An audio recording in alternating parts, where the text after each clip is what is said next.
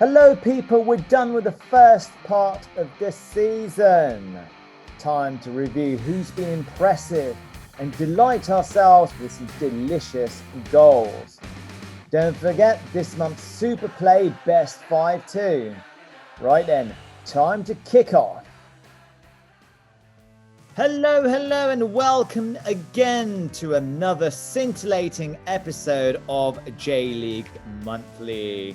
Always accompanied by the sensational Sean Carroll. Hello, Sean. Hello, Harry. How are you? Now, we've got to get our hands on some quality news coming up, especially about some fantastic Thai players coming to the J-League, and for one, returning to the J-League. First, talking about Hokkaido Consadole Sapporo, we've got Spachok. And what I've seen of him, I've only seen a few highlights and bits and pieces. He looks like a player, doesn't he? He looks quality, mate. Yeah, puts the ball in the back of the net, not scared to take shots on from range. So, having left Sapporo at the end of last season, hopefully he can go in there and take up that mantle and get Thai fans supporting the team again and get the team back up the table because they've been struggling a bit lately. Oh, and wow, we've got great news, Sean. Here is an interview of the man himself, Spachok. รู้ว่าเป็นลีกที่ดีที่ในเอเชียก็เป็นลีกที่ผมอยากจะมาทำตามความฝันด้วยอะไรเงี้ยได้ออกมาเล่นในเจลีกก็เป็นอีกความฝันของผมครับก็ฝากแฟนบอลชาวไทยแล้วกันเป็นกำลังใจให้ทีมซัปโปโรแล้วก็ทั้งตัวผมด้วยครับก็ช่วยเชียร์ซัปโปโรแล้วก็ตัวผมก็จะทำให้ดีที่สุดครับผม like I said, what I've seen of him, he looks very good. And as you mentioned, there's a guy coming back as well. He was here a few years ago. Surretsa. Definitely. After 4 years, Chawat, who's got definitely a skill under his sleeve, especially his passing qualities. And I believe he was there then, and he played quite a bit in J3. I don't think he played for the first team in J1 or J2 at any point. But he was there in J3, so obviously they gave him some exposure then, like what they saw. He's gone back and developed back in Thailand, and now they're keen to bring him back over. I think he's kind of slightly more deeper lying kind of central midfield kind of playmaker kind of position. So it would definitely be interesting to see. They obviously rate him if he's been there before and they want to bring him back. They've obviously seen something they like. So fingers crossed both of them can start getting involved in games as soon as possible. Next up, definitely let's get to the core of today's program, the J1. So Sean has gone halfway through the season, right? We want to be putting the spotlight onto the players who've left a clear mark with their goals, with their assists, but also with their flair and with their outstanding performances too. So on today's program, Sean, I leave it up to you to decorate our program today. You're going to be choosing our MVP, best goal, and best young player too. Okay, Sean, so take it away then. Who's your MVP for this half of the season? I have gone with Sanfrecce Hiroshima's Makoto Mitsuta. He's just exploded into J1 really. He came in as a university graduate. Very few people knew anything of him before the season, but he's been a revelation, playing kind of attacking midfield with assists, with goals, great technique, not afraid to take shots on, looks so confident straight away in the first team. And he's been vital. Hiroshima have done very well so far this season under a new manager. And he has been their standout player. And I think, for the first half of the season, I would say the player of the season so far. Excellent. Now, can I share with you my MVP of the season so far? Of course you can. I'm looking forward to hearing it. I'm going to go for Surretsa Osaka's Mai Kuma. He's really surprised me.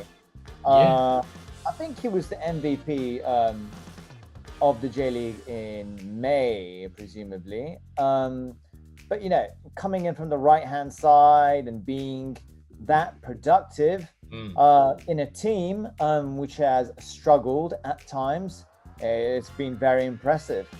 Good choice. Very good choice, What do you think? I completely agree. At Nagasaki, he was playing kind of a more defensive, kind of a right back role. So when he went to Cerezo, I wasn't sure how quickly he'd play because obviously Matsuda at right back has been there for so long and such a dependable player. So you wondered if he'd get chances, and then they started to use him a bit further forward. And yeah, once you have one or two good games, you get a goal, that builds the confidence. Then you start to improve more. Teammates trust you more, use you more. Opponents are wondering what you're going to do. Excellent. Let's go to your best goal for the season so far. I mean, so many to choose from. But yes, please tell us, Sean. Yep. I mean, what a goal this was. Teruhito Nakagawa, J.LEAGUE MVP back in 2000. And when was it? 2019, was it? I think that was right. That was right, yeah. What a goal this was. I think it was right early on at the start of the season. Marinos at home against Kawasaki. And just, yeah, this angle. Like, just as soon as he got the first touch, took it out of his feet, you could see what he was going to try to do. And I mean, Jung Sung-yong is in goal for Kawasaki there. This is, it's not an easy goalkeeper to beat at the best of times. But that finish, I think, yeah, the execution, yeah, Kevin Muscat there looks absolutely delighted with him, and he's quite right to. Spectacular goal, I think. Wow. I mean, he's always surprised us with his tricks, with his pace, and with his finish. But that's really the creme de la creme, isn't it? And yeah, Marinos now back at the top of the table. He's really key to their attacking play, linking things up, making things happen.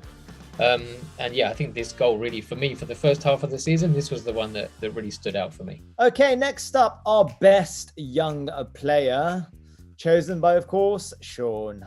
Okay, Sean, explain. This is Taika Nakashima of Hokkaido Consadole Sapporo. I don't know, I really like him. He's come in, it doesn't look like a typical Japanese striker. He's tall, he's strong, he's aggressive. We can see here, right? So he's the one who headed the ball out from, I think it's an Urawa Reds corner. There he is, storming through the middle of the pitch. Whoa! Chasing the ball through. There's Shusa Nishikawa, one of the most experienced, most respected players in the league, and he was getting stuck in. I don't know, I really like what I've seen in him. He's come up with a couple of goals, really kind of positive. He was in the Japan squad for the recent under-23 Asian Cup as well. To have someone like this coming through, the aggression he's got, and yeah, just add something different, come into the team, and yeah, really kind of gives them something in attack. So I think he's definitely going to be one to keep an eye on in the next few years. 1 second. I mean, just looking at him sprint, yeah, he just looks different, mate. He just kind of reminds me of these like massive big strikers, like playing Premiership, like Calvert-Lewin. Yeah, that presence he's got and the aggression and the speed. Yeah, that footage where he headed the corner away and then he was the one storming through. I think, yeah, that kind of showcases what he's all about. And yeah, definitely one I'll be keeping an eye on in the next few months and few years, hopefully. So looking forward to the second part of the season. What are your predictions? What are you looking forward to? Well, first of all, we want to see what's going to happen with Frontale, don't we? Are they going to win the third title in a row? Part of me would like them to do it, because I think that really sets you up as a dynasty. Kashima Antlers did it, when was it? Maybe 10, 15 years ago. They won 3 in a row, and that is now kind of cast in history. And I think Kawasaki have been so good in recent years that it would be great for them to have that. But then at the same time, yeah, as I said before, you like to see a title challenge. You like to see teams up there really duking it out. Kashima are back up there now. Marinos are there. So that's one thing to keep an eye on. Is there a specific player that you've got your eyes on?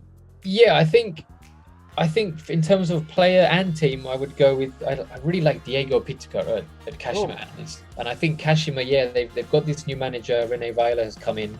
And there was talk before he arrived of the fact that he's quite an attacking coach, likes the team to go for it. They're a very fun team to watch. You never know what's going to happen with them.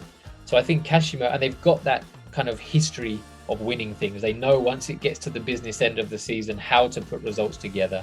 So I think they're the one that I'll be keeping a close eye on. Moves it cleverly, gets passes in behind for the forwards to attack.